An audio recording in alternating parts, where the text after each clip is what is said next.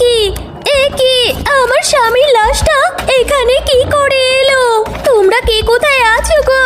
এদিকে আসো, এসে দেখো আমার স্বামীর লাশটা এখানে কেনই বা ঝুলে আছে। আমার স্বামী তো আরো এক সপ্তাহ আগে মারা গিয়েছে। সবজি আছে গো, সবজি। দাদারা দিদিরা টাটকা সবজি নিতে চলে আসুন। আরে ও বাঘিনী ভাবি, তাড়াতাড়ি বেরিয়ে আসুন, আপনার জন্য যে টাটকা টাটকা সবজি নিয়ে এসেছি। আরে আরে কে কোথায় আছো? তাড়াতাড়ি আসো, এখানে যে একটা লাশ দেখছি। বাঘিনী ভাবি এদিকে এসো গো তাড়াতাড়ি, এখানে দেখছি একটা লাশ পড়ে আছে। আরে আরে, এটা তো দেখছি পল্টু ভাই। আরে তার লাশটা এখানে কিভাবে এলো? আমার আম গাছটার সঙ্গে এভাবে লাশটা কেন ঝুলছে? এই পল্টু তো কিছুদিন আগেই মারা গেছে। হ্যাঁ গিন্নি, আমিও তো সেইটাই ভাবছি। এই লাশটা তো কিছুদিন আগে কবরস্থানে দাফন করা হয়েছিল, তাহলে এখন এই লাশটা কোথা থেকে এলো? আর এই লাশটা দেখে তো মনে হচ্ছে কেউ একে ইচ্ছে করে টেনে হিঁচড়ে এখানে রেখে গিয়েছে। কিন্তু এই কাজটা কে করবে? আর আমার বাড়ির সামনেই বা কেন এই লাশটা রেখে যাবে? আরে আরে, এ কি? কেউ তো দেখছি এই গোরস্থান থেকে একটা লাশ উঠিয়ে নিয়ে গিয়েছে। আমি তো কালকে রাত্রে ভালো করেই পাহারা দিয়েছি, তা এই লাশটা কে এখান থেকে উঠিয়ে নিয়ে গেল? এইটা হচ্ছেটা কি? না না, আর দেরি করা যাবে না। আজকে ওই বাঘ মামাকে যে সব ঘটনা খুলে বলতে হবে। বাঘ মামা যে কবরস্থান থেকে প্রতিনিয়ত লাশ চুরি হচ্ছে, আজকেও একটা লাশ চুরি হয়েছে। আমার ঠিক মনে আছে, আমি রাতে ভালো করেই পাহারা দিচ্ছিলাম। তাহলে এই কাজটা কে করলো? আমার তো এই বিষয়টা খুবই চিন্তার মনে হচ্ছে। আপনি একটু দেখুন না বাঘ মামা। হ্যাঁ রে মিচকে, আর ওই লাশগুলো কবরস্থান থেকে উঠিয়ে এনে আমার বাড়ির সামনে আম গাছের নিচেই বা কেন রাখছে? বিষয়টা তো আমাকে দেখতেই হবে। তুই এখন থেকে একটু ভালো করে কবরস্থানে পাহারা দিস তো। হ্যাঁ বাঘ মামা, আমি তো রাতে ঠিক মতো ঘুমাইও না, কত কষ্ট করে কবরস্থানে পাহারা দিচ্ছি, কিন্তু তারপরেও যে কিভাবে কি হয়ে যাচ্ছে বুঝতেই পারছি না। আর গত কিছুদিন ধরে কবরস্থানে আমি এক বাচ্চার কান্নার আওয়াজ পাচ্ছি, আর কাছে যেতেই বাচ্চার আওয়াজটা যেন উধাও হয়ে যাচ্ছে। আরে ওই তো আজকেও দেখছি ওইখানে একটা বাচ্চা মেয়ে কান্না করছে। যাই গিয়ে একটু দেখি ওখানে।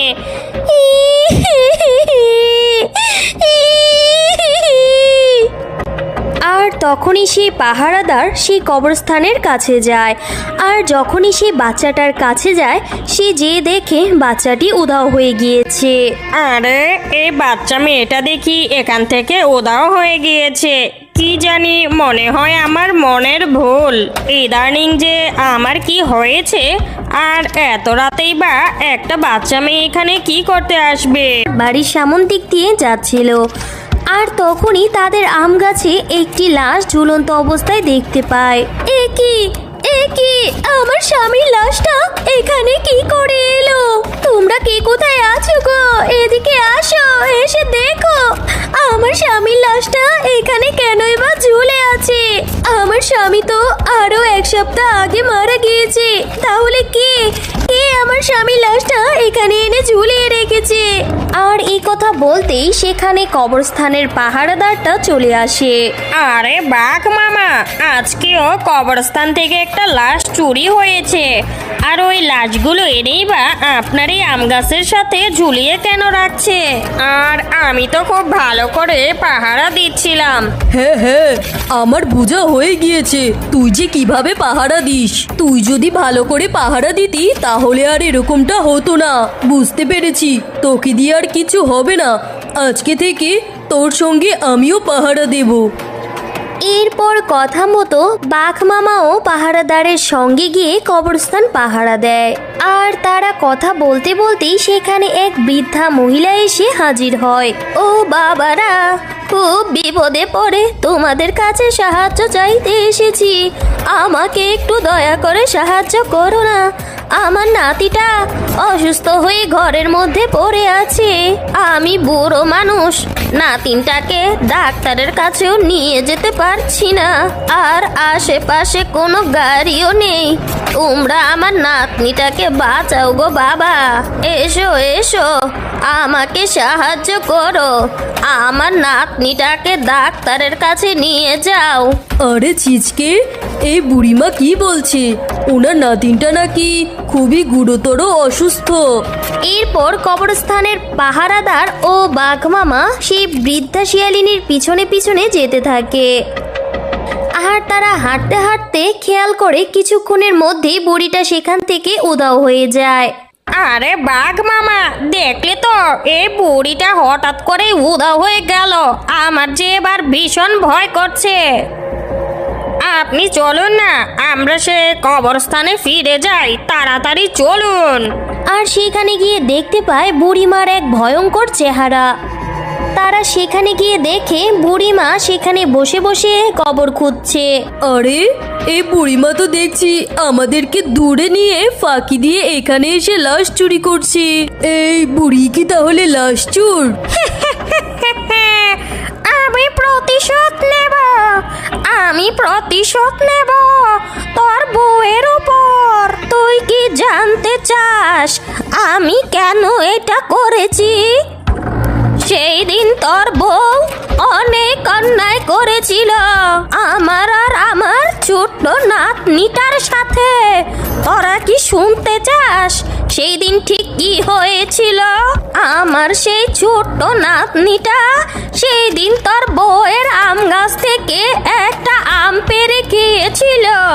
ওই সময় তোর বউ এসে যা করেছিল। আরে আরে, এই ছোট লোকের বাচ্চাটা তো দেখছি আমার গাছ থেকে সব আম পেড়ে খেয়ে নিল রে। হায় হায় হায় রে, আমার কত বড় সর্বনাশ করলো এই ছোট লোকের বাচ্চা। তোকে আজ আমি মেরেই ফেলবো। তোর এত বড় সাহস কোথা থেকে এলো? তুই আমার গাছ থেকে নাকি আম পেড়ে খাচ্ছিস? তোদের মতো ছোট লোকদের আর বাঁচিয়ে রাখবো না। আজকে তোকে আমি মেরেই ফেলবো। বল, আরো আম চুরি করে খাবি? আরে আরে, এই ছোট লোকের বাচ্চাটা তো দেখছি সত্যি সত্যি মরে গিয়েছে। এখন এখন কি হবে? এই লাশটাকে নিয়ে এখন আমি কি করব? মরে গিয়েছে, ভালো হয়েছে। ওদের মতো ছোট লোক গরিব বদমাইশদের বেঁচে থাকার কোনো অধিকার নেই। কিন্তু এই লাশটাকে আমি এখন কি করব? আমার নাতনিটাকে নিয়ে আর পারি না। এই তো বলে গেল দাদিমা আমি এক্ষুনি চলে আসব। এখন তো খুব বেলা হয়ে গিয়েছে, এখনো কোথাও দেখতে পাচ্ছি না। না না, বাড়িতে আর হাত গুটিয়ে লাভ নেই। যাই যাই, একটু এগিয়ে যাই, যদি খুঁজে পাই তাহলে এনে খাওয়াবো। নাকি ঢিং ঢিং করছে। আরে আরে, এ কি? এ তো দেখছি আমার দিদি ভাই মিনার লাশ পড়ে আছে। ও বাঘিনী, আমার মিনাকে কে মেরেছে? আমার মিনাকে কে মেরে ফেলেছে গো? হ্যাঁ হ্যাঁ, তোমার নাতনি মরে গিয়েছে, বেশ হয়েছে। নাতনিকে তো চুরি করার শিক্ষা দিয়েছো। তোমার নাতিন আমার গাছের আম চুরি করেছে, তাই আমি ওকে সাহায্য করে গিয়েছিলাম। আর আমার হাতের মার খেয়ে তোমার নাতনি ওখানেই মরে গিয়েছে।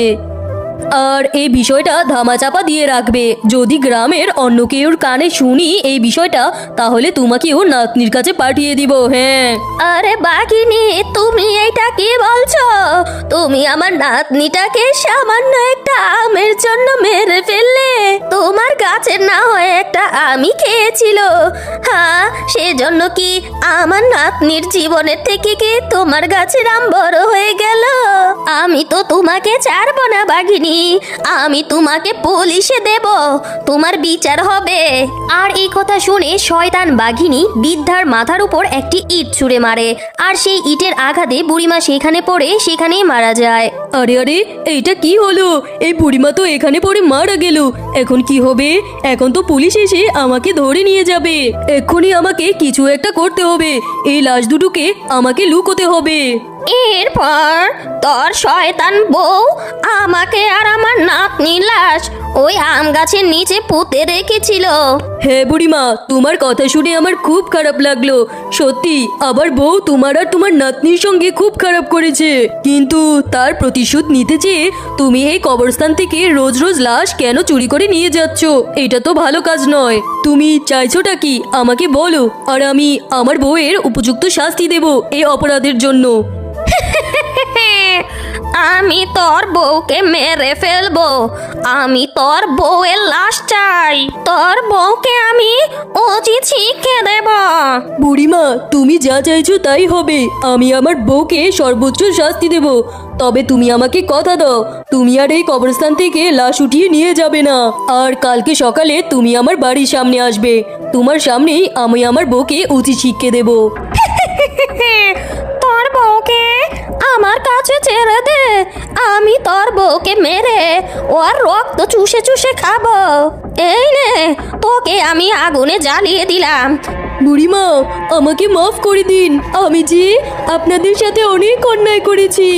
আমি সেই দিনের পরে থেকে আর মা হতে পারিনি। কে আছো গো? আমাকে বাঁচাও, বাঁচাও, আমাকে বাঁচাও। হ্যালো আমার ছোট্ট বন্ধুরা, আজকের কার্টুনটা যদি তোমাদের মুখে টুকটুক হাসি আনে তাহলে সাবস্ক্রাইব বাটনটায় টিপ দিও।